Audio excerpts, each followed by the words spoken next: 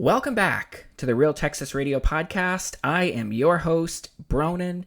Thank you for tuning in once again, or if you are joining the show for the first time, 1,000 welcomes. I've got a big show planned today. I'm going to be talking about James Talarico and all of the kooky, woke nonsense that he has been uttering that is circulating all over the internet. I'm also going to be talking about all of these emails that have been coming out about Dallas City Hall relocation and the real reason why the AT&T headquarters is relocating from downtown Dallas to Plano. But before we get into all of these spicy topics, if you haven't already, please make sure to like, subscribe, and follow the Real Texas Radio Podcast from wherever you stream. And if you can give the show a like, particularly on one of those big streaming apps, it really makes a big difference. You can also follow the show on X at RTR_Bronan, RTR_Bronan. And I just published a new column, 37 Signs You Might Be a Highly Qualified Founding Member of Crack Island, which also discusses the AT&T situation. You can find that at bronan.substack.com. Sign up for my columns, totally free. And you can find them at X as well at RTR_Bronan, RTR_Bronan.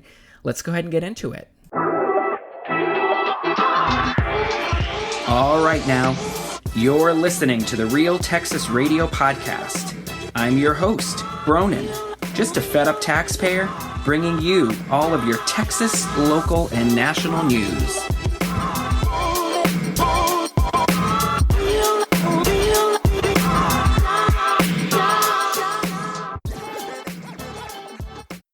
Okay, before we get into Dallas and emails coming out about AT&T's move to Plano and emails about Dallas City Hall relocating and city council member tours and potential lying by other high-ranking city officials, just a few national stories that I've been tracking. Cory Booker, the U.S. Senator from New Jersey and failed presidential candidate from the 2020 election, he has come out and endorsed a plan to exempt the first $75,000 of income from federal income taxes or payroll taxes. And that would be combined, $75,000 combined for married couples. So what is that, like $37,500 for individuals, and I think the head of household standard deduction would rise to like $56,000, something like that. There aren't any details, of course, about this plan, which is unfortunate. For example, I'd like to know, well, if the first $37,500 of income is exempted from federal taxes, then what does the next dollar after that count as? Do you drop down to do you start at zero then in terms of taxation, or do you automatically start up in the 22% tax bracket, for example? I'd like to know. But, you know, politics is really just, it's mostly a series of disappointments. You get a few chuckles, you get the occasional win or watered down win, but it's mostly disappointments. And you're essentially, at least in my point of view, you're just selecting people, you're voting for candidates who are going to commit the least harm to you. They're going to be the least violent to you economically, politically.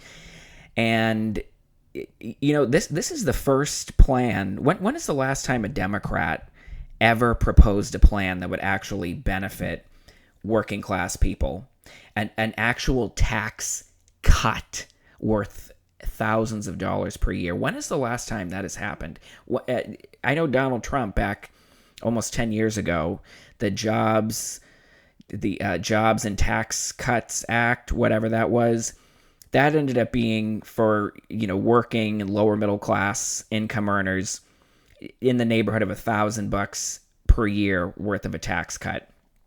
Meaningful, not a game changer, but it was something, and it was a lot more than the Democrats are willing to provide. The Democrats, they only want to give more free stuff to people who already get free everything and don't work and don't pay taxes.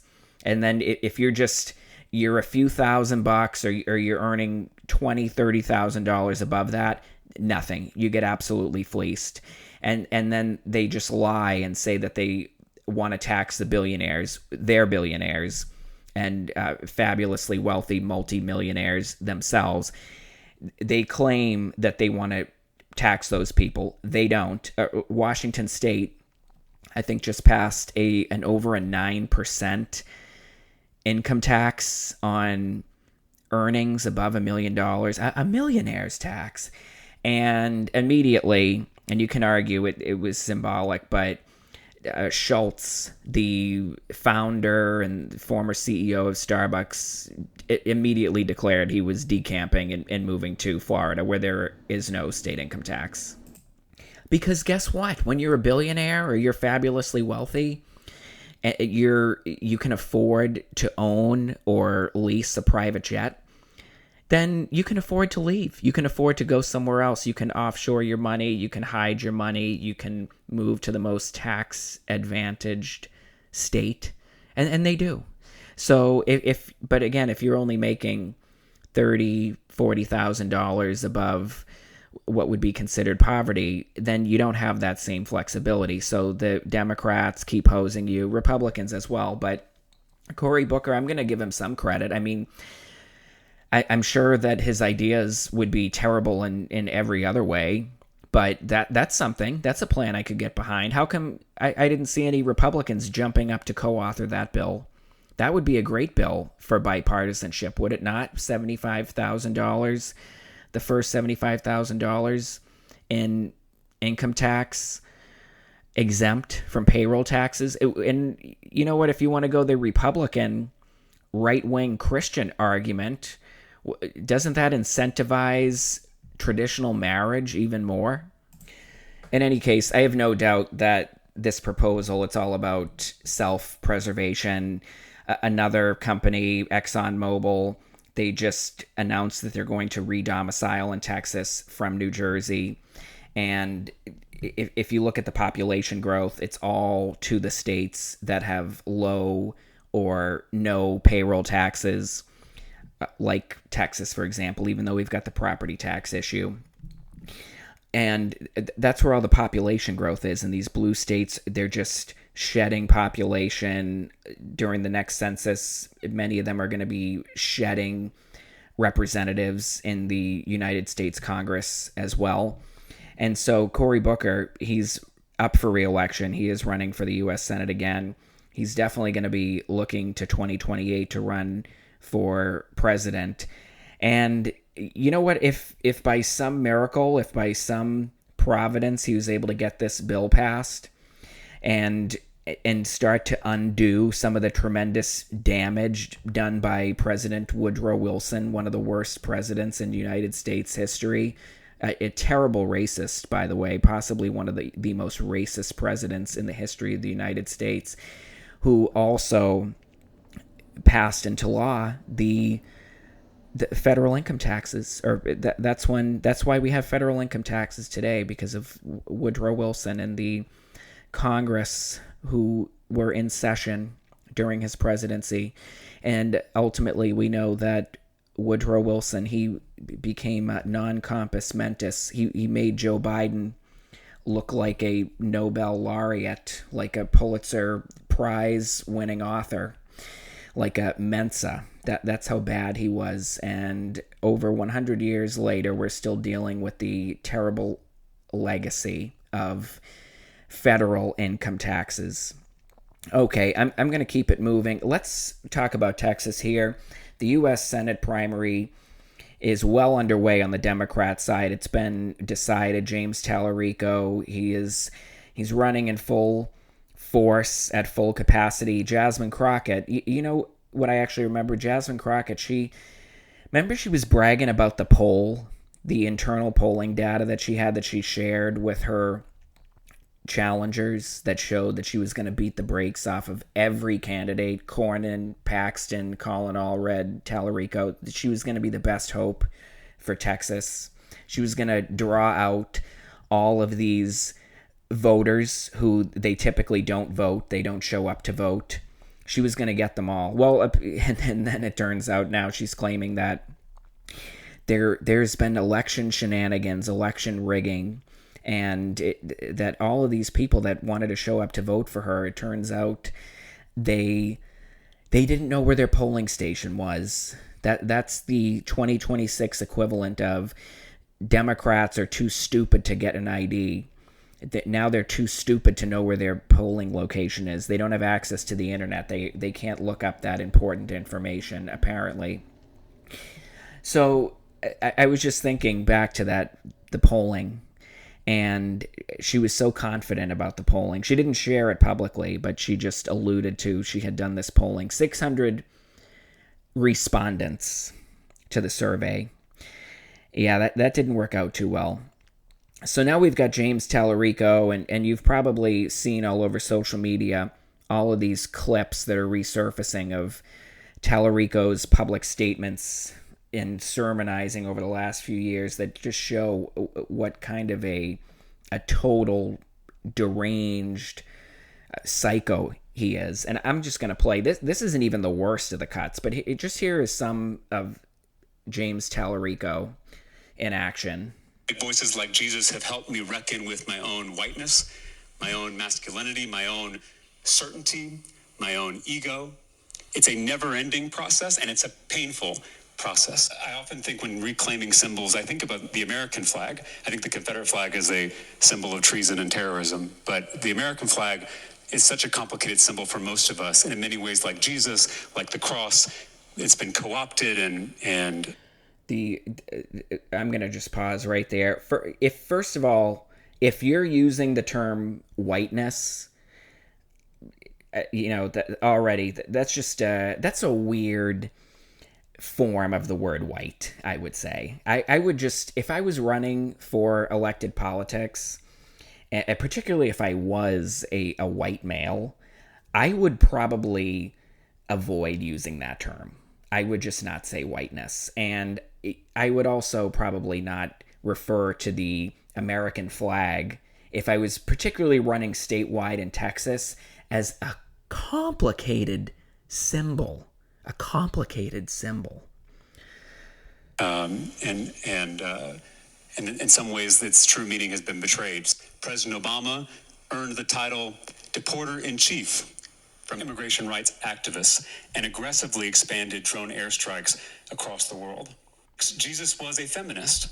In a deeply patriarchal society, he invited women to participate in his movement and trusted them as his closest confidants. He also repeatedly used feminine language to describe God, including saying God is womb-like and describing God using the Hebrew feminine noun for wisdom. You can't call yourself a Christian and destroy God's creation with greenhouse gases. No need to sit and cry over, your whiteness or your masculinity. Right. Use it. Yep. Use it to do something. Yeah. Let's be productive. For the most part, the Republican caucus here in Texas is white, older men, straight, cisgendered men. Something that you love that's not family or friends. I love, I'm just saying this because it's on my mind, the trans children. Something that's on his mind is his love for trans children. There are a lot of quotes.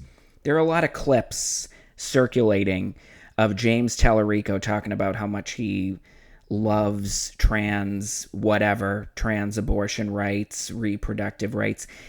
You know what I would love both sides to do? And of course they're not going to, because it's basically, it's free shots, essentially. It's free, easy money if you talk about trans all day. And because then you don't have to talk about any real issues like cutting property taxes or cutting payroll taxes or anything like that. Just talk about trans. You don't have to do any research.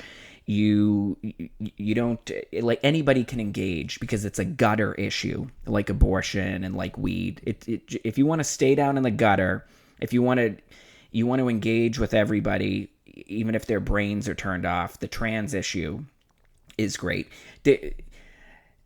I would just love both sides to forget about it because it affects almost nobody. For the amount of oxygen it sucks up in the room, it affects basically zero people. But, you know, a Democrat reporter who I follow, he posted a tweet of, I think, the old racist segregationist George Wallace. And I think the quote, it was something along the lines of, you know, I tried to talk about schools and roads and potholes in my campaign and nobody listened. And then I started talking about stomping, and he used a racial slur to describe a large racial group in the United States. I started talking about stomping them. And next thing you know, my campaign was on fire, and I was off to the races. And you know what? This trans crap, it's the same thing. It's the same BS that doesn't affect 99.9% of the population, and yet it sucks up most all of the oxygen in the room. And, you know, aside from trans, they've also got James Tallarico. He's my age, by the way. And he tweeted out a photo of, it looks like he had a Dr. Fauci action figure or Christmas ornament on his tree. He was a COVID hoaxer. So, you know what? These white Democrat males, they surface, whether it's Joe Kennedy III from Massachusetts, whether it's Beto O'Rourke, whether it's Pete Buttigieg, and now it's James Tallarico. He is the latest. The Democrats, they're chameleons when it comes to white people. Gavin Newsom, COVID Clay Jenkins, and these rich, white, wealthy pukes of privilege, they're such chameleons. They will come out and support any woke crap issue. They will try to speak Spanish if they can. I think Tallarico is putting out commercials in Spanish too. Several years ago, that was going to be the trend. We're going to get the Latins to vote for us if we speak Spanish. And to all the dreamers out there watching tonight, let me be absolutely clear. Ustedes son parte de nuestra historia. Yeah, how did that work out for Joe Kennedy III, the congressman who was running for the U.S. Senate? Oh, he was beaten by Ed Markey, who's running again and probably going to win again at over, I think he's at least 80 years old, the junior senator from Massachusetts. So, you know what? Whatever party you get into, if you know how the Senate works, it's not like you're going to have some maverick who's going to show up and vote differently. If you're a Democrat, you're going to vote with the Democrats 98% of the time. If you're a Republican, you're going to vote with the Republicans 98% of the time. So he can pretend that he's going to be different and we're going to take back Texas. What the hell does that mean? We're going to take back Texas. Does that mean you're going to cut property taxes? Because if you're going to take back Texas, that's what that sounds like to me. Are you going to cut all the foolish spending going on in all these blue run cities? Like in Austin? A report has just surfaced. I'll go ahead and switch topics now. A report has just surfaced out of Austin, which last year tried to pass a $100 million property tax hike, Prop Q. It failed. It was blown to smithereens. Over 60% of Austin voters, thank God, they had the sense to kill it. $100 million property tax hike. That was it was going to be for the homeless. We have a lot of mentally insane killers. I mean, you can't even talk to them. It'd be nice if you could have a little reason, but you can't even reason. These are seriously ill people. Let's give them another $100 million. So now, the city of Austin, this is KXAN reporting, has released an audit report reviewing its management of consultant contracts. According to the report, Austin has spent more than $279 million on consulting services between fiscal years 2023 and 2025. Almost $300 million just on consultants. Wow, isn't that how much it would cost to make corrective repairs, allegedly, to Dallas City Hall? Do you think Dallas has as many consultants as does Austin? Has Dallas spent $279 million in the last 3 years or so on consultants, would you say? The audit found the city might not be able to demonstrate whether the consultant services were justified or efficiently helped meet objectives. Can you believe that? Can you believe that? I'm shocked. Okay, let's segue into the primary topic of the day. We're going to get back to Dallas. And there are two competing email stories that have splashed onto the scene this week. Let's start with AT&T. So as you know, AT&T's headquarters, which has been in Dallas for almost 20 years, it's going to be relocating to a horizontal campus in Plano, which is also offering them $20 million in incentives, I believe, to do so. And you know what else is going to be in Plano, or I should say is not going to be in Plano, at least at the AT&T campus, which is now a major factor at the downtown Dallas campus? Oh, there's going to be no DART light rail station. And AT&T is probably not going to have to shell out as much private security to ward away homeless, junkie bum, criminal vagrant, mental patient, ne'er-do-well, recidivist reprobates.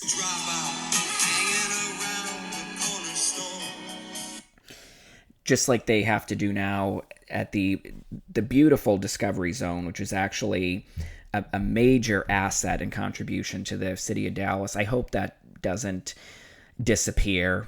I hope it isn't mothballed, and there's a food court right beside it. It's really a nice feature. So that's too bad. Who knows? Maybe Dallas City Hall will move into AT&T's headquarters and keep it alive. That would serve the purpose of having a public space to protest, and I'm sure they'd let all the homeless, junkie bum, criminal vagrant, mental patient, ne'er-do-well, recidivist reprobates flood the zone, literally flood the Discovery Zone, and scare people away from using the food court, from eating there. So, in any case, so we were told, and multiple city officials, including city councilors, they published statements after AT&T formally announced their decision to vacate downtown Dallas that it was because they wanted this horizontal campus. And now, first, the Dallas Morning News reported, but I think it's possible that the Dallas Express, they claim that they actually sought these emails 6 months ago, and that the city of Dallas, just to give basically a middle finger to the Dallas Express, they suggested that the city of Dallas, they gave the emails to the Dallas Morning News first. We don't know when the Dallas Morning News requested the emails. And the emails included exchanges between John Stankey, the CEO of AT&T, and the Dallas city manager, Kimberly Tolbert. And the emails, which it looks like they were exchanged in the spring and summer of last year, May through August of 2025, well, they suggest that perhaps AT&T decided to relocate to Plano for reasons other than just wanting a horizontal campus.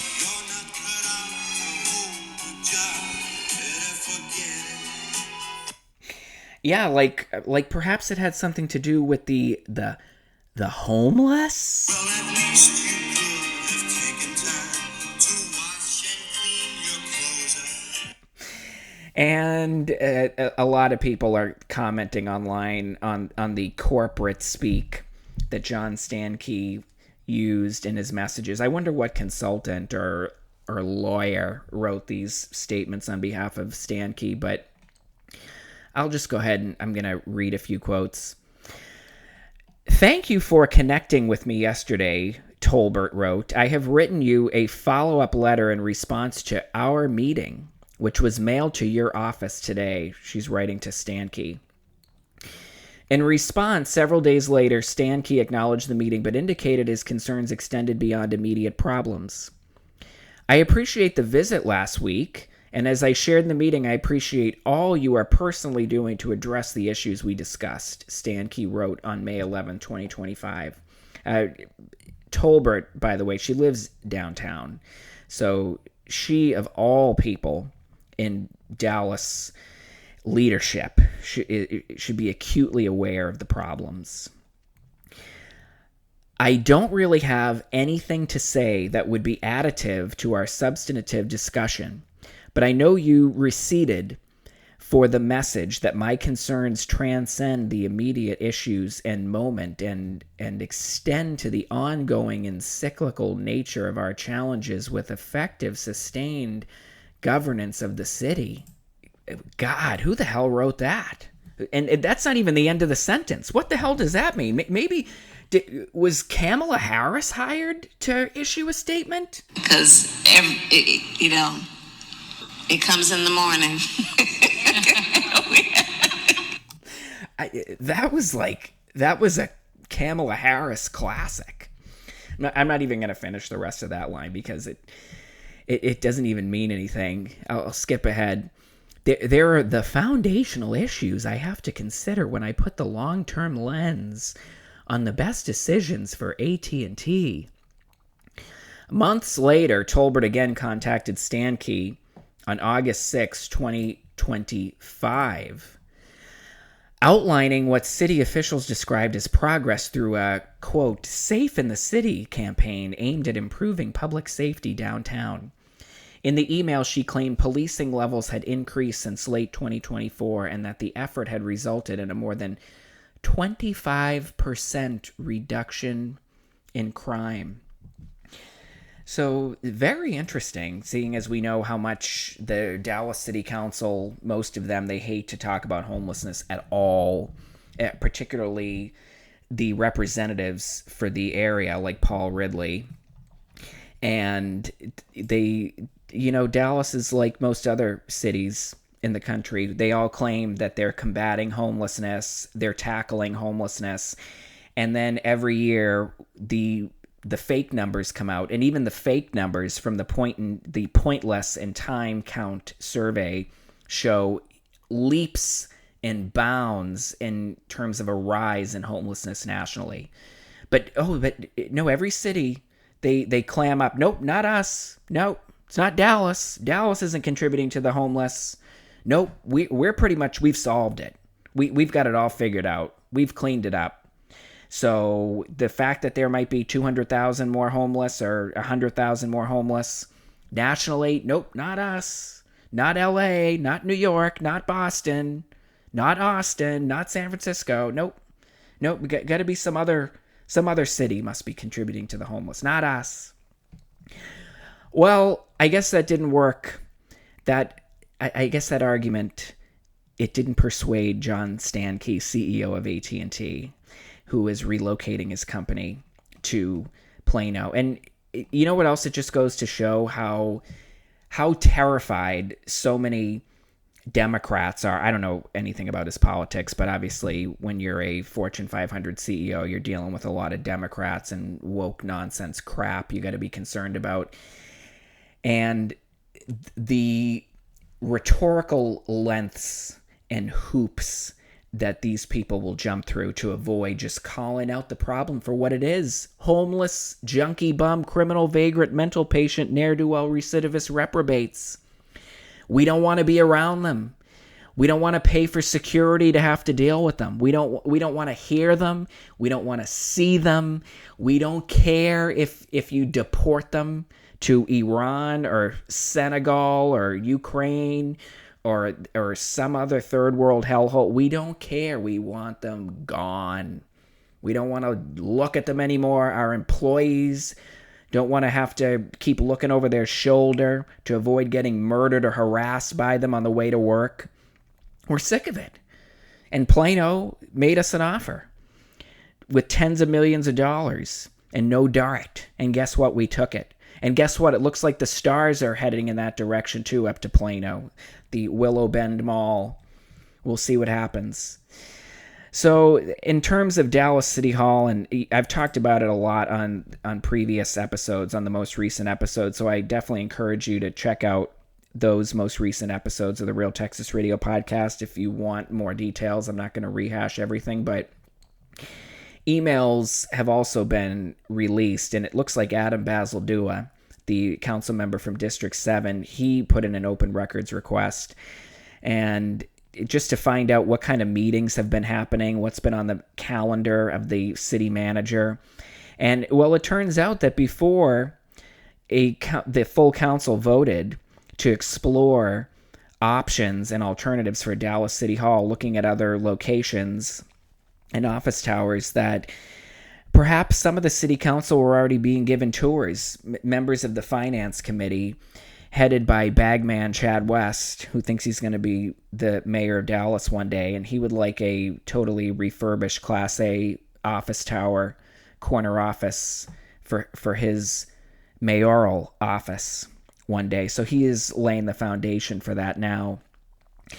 And before the council voted to even look at exiting possibly the current City Hall building, it looks like some secret tours may have been going on, possibly, and the city manager knew about it, but she's been keeping secrets, possibly not being truthful to the public and to her board of directors, which is the Dallas City Council. And so now that is spilled out into the public, and again, it's just another nail in the coffin of transparency. And I think that's what a lot of people are just really upset about, because obviously we've got the very staunch, vocal, and present Save Dallas City Hall no matter what camp. But I think we've got a lot of people in the, okay, maybe we might be open to leaving Dallas City Hall, but we need a plan, and we need to be informed. And this process has been completely botched, so bad. And the mayor, he released some statement, or his office did, on some website. I don't even know what it's called. I stumbled upon it, and it was just such a weak statement. I tasked the finance committee last year with exploring alternatives to Dallas City Hall, and you know what? You're the mayor, so why don't you express a vision for what you want Southern downtown and the Central Business District to look like? That's what you should have done. We've got almost 60 acres of land, and aside from the Dallas City Hall building, which is questionable in terms of architectural value and practical value, we've got all these parking lots around, and maybe we should do something about that. Maybe that's going to be my legacy, is redeveloping, reimagining this area of downtown, making it something great. And, you know, all the Democrats keep screaming about this fake housing shortage. So I'm going to make sure that we develop thousands of units of housing, and we draw in more restaurants and retail and park space and trees, and we really make something of this downtown. And I'm going to pitch this view to the public and see if I can get the public on board with my vision. But no, didn't do that. No, we're going to do as much of this in secret as possible. Then we're going to just produce this report, which, even if it is based in fact and truth, because of this botched process, already much of the public who's paying attention, which is very few people, are immediately suspicious of the results, because they're suspicious of the motives of all of the people who are so giddy, so gung-ho to abandon Dallas City Hall, a decision which seems to have come out of nowhere. So I'm glad that Baz, he put in this open records request, and some of the other media outlets apparently have too, or Baz is sharing these records with the press. But I don't want to forget either all of the bad stuff he has done too.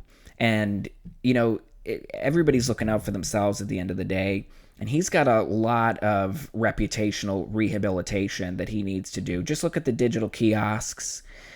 He was the champion of that. That was such an icky, very suspicious, unwanted endeavor in terms of what the public wants, something that we don't need. These digital kiosks that are going to be erected all over Dallas, not District 7 though, but downtown, District 14, District 2 most likely, maybe District 1. And it looks like there were a lot of shenanigans and lobbying going on with that deal. And there were other bad decisions as well. Baz, he tried to get a raise for the feckless lobbyist just because she was a woman. And then the mayor blasted him and blasted the whole rest of the city council who was even thinking about supporting the raise. And then they all voted to fire the Democrat lobbyists who have no sway or pull in Austin and don't do anything for the city. And then Baz he ran out of the room in embarrassment and didn't register a vote on that. So I could go on. Asking the black immigrant ICE agent where he was from at the public meeting a few months ago when the city of Dallas potentially had the opportunity to partner with ICE and get some money for policing. So I'm glad he's on the right side of things now. And this is why, I don't have any loyalty to any figure. I can get behind a politician based on the policy that they're advocating for.